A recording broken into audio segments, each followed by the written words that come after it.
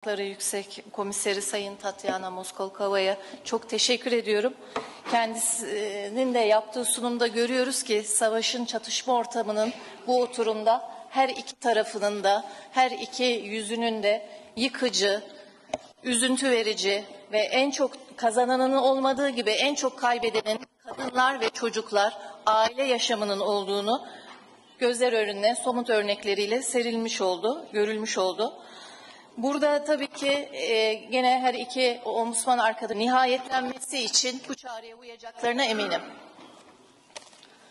Şimdi sırada Bangladeş Ulusal İnsan Hakları üyesi Sayın Salim Reza. Kendisi Bangladeş Ulusal Üniversitesi'ni tamamladıktan sonra ekonomi birliğini, tıp eğitimini ve sağlığı geliştirme birliği üyesi bir insan hakları savunucusunu sunumuna davet ediyorum. Teşekkür ederim.